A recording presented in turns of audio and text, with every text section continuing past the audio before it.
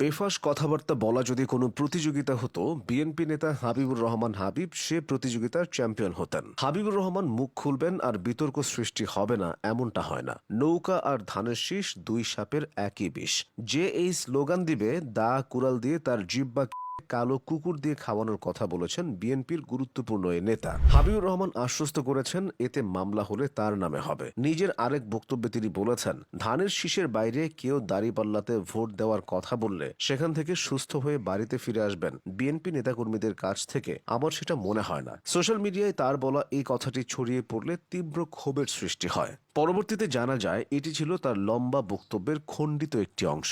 অবশ্য অতীতেও একাধিকবার হাবিবুর রহমান বিতর্কিত মন্তব্য করে সমালোচনার জন্ম দিয়েছিলেন। 2025 সালের মেতে তিনি নিজ জেলা পাবনার আটঘরিয়ায় জামায়াতে ইসলামীর কোনো মুয়াজ্জিন আজান দিতে পারবে না এবং কোনো ইমাম ইমামতি করতে পারবেন না বলে প্রকাশ্যে হুঁশিয়ারি করেছিলেন। জামায়াত মিথ্যা কথা বলে উল্লেখ করে তিনি আরও বলেছিলেন, এদের পেছনে নামাজ হয় না, এরা স্বাধীনতা বিরোধী গ্রুপ, এরা বাংলাদেশের স্বাধীনতায় বিশ্বাস করে না। তাই আটঘরিয়াবাসীকে আহ্বান জানাবো, এদের বিরুদ্ধে রুখে দাঁড়ান। শুধু সভা সমাবেশ নয়, টকশোতে কথা বলতে গিয়েও হাবিবুর রহমান মেজাজ হারিয়েছেন। টকশোতে ইনকিলাব মঞ্চের শরীফ ওসমান হাদির কথার উত্তরে তিনি বলেছেন, বাচ্চা ছেলেপেলেদের সাথে আমাদেরকে আনেন কেন? হাবিবুর রহমান হাবিব বিএনপি চেয়ারপারসন বেগম খালেদা জিয়ার উপদেষ্টা মণ্ডলীর সদস্য এবং পাবনা জেলা বিএনপির আহ্বায়ক। এছাড়া তিনি বিএনপির ভাইস চেয়ারম্যান হিসেবে দলের গুরুত্বপূর্ণ দায়িত্ব পালন করছেন। প্রবীণ এই রাজনীতিবিদ একটা সময় ছাত্রলীগের রাজনীতির সাথে জড়িত ছিলেন। 1986 সালে সুলতান মনসুর যখন ছাত্রলীগের সভাপতি আর আব্দুর রহমান সেক্রেটারি,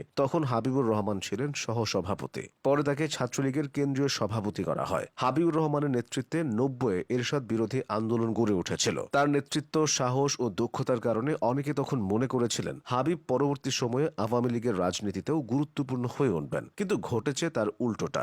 রাগ অভিমানে 1996 সালে আওয়ামী লীগ ছেড়ে তিনি যোগ দেন বিএনপির রাজনীতিতে। 1991 থেকে 96 পর্যন্ত যে বিএনপির বিরুদ্ধে তিনি স্লোগান তুলেছিলেন, আন্দোলন করেছিলেন, সেই বিএনপি হয়ে ওঠে তার ঠিকানা। পাবনা জেলা বিএনপির রাজনীতিতে বহু আগে থেকেই তিনি সক্রিয়। বিশেষ করে ঈশ্বরদী, আটঘরিয়া তথা পাবনা 4 হল তার নির্বাচনী এলাকা। আওয়ামী লীগের আমলেও সেখানে তার সরব উপস্থিতি ছিল। তবে জাতীয় রাজনীতিতে তার পরিচিতি মূলত বিএনপি চেয়ারপারসন খালেদা জিয়ার উপদেষ্টা হিসেবে। হাবিবুর রহমান রাজনৈতিক কর্মকাণ্ডের পাশাপাশি দলীয় সিদ্ধান্ত গ্রহণ প্রক্রিয়ায় সক্রিয় ভূমিকা রাখেন। তিনি তার অভিজ্ঞতা ও নীতি নির্ধারণী দক্ষতা দিয়ে দলের অভ্যন্তরীণ বিষয়গুলোতে ব্যাপক প্রভাব বিস্তার করেন। রাজনৈতিক জীবন জুড়ে তাকে নানা প্রতিবন্ধকতা ও চ্যালেঞ্জের মোকাবেলা করতে হয়েছে। তিনি জেল খেটেছেন, আওয়ামী লীগ সহ্য করেছেন। তবে দলের প্রতি অবিচল আস্থা ও অটল মনোবল তাকে রাজনীতির কঠিন পথে অগ্রসর হতে সাহায্য করেছে। সময়ের সঙ্গে বদলে গেছে ছাত্র রাজনীতির হালচাল। বদলে যাওয়া এই রাজনীতি নিয়ে অতীতে হতাশা ব্যক্ত করেছিলেন হাবিবুর রহমান। ছাত্রলীগের আধিপত্য নিয়ে তিনি আওয়ামী লীগের সময় সমালোচনা করতেন। তিনি বলেছিলেন, আমরা রাজনীতি করেছি দেশের স্বার্থে, আর এখনকার সময়ের ছাত্র রাজনীতি হচ্ছে পুরোটাই দলীয় প্রয়োজনে। এছাড়া নিজ দল বিএনপির কিছু কার্যক্রমেও তিনি বিরোধিতা করেছেন। 21 আগস্ট গ্রেনেড হামলার ওই সময়টায় তিনি এর বিরুদ্ধে কথা বলেছিলেন। হাবিবুর রহমান মনে করেন, জজ মিয়া নাটক সাজানো উচিত হয়নি, সঠিক তদন্ত করা উচিত ছিল। 90-এর এরশাদ বিরোধী আন্দোলনের সেই দিনগুলো হাবিবুর রহমানের স্মৃতিতে এখনো গাথা। অবশ্য বর্তমান পরিস্থিতি ভিন্ন।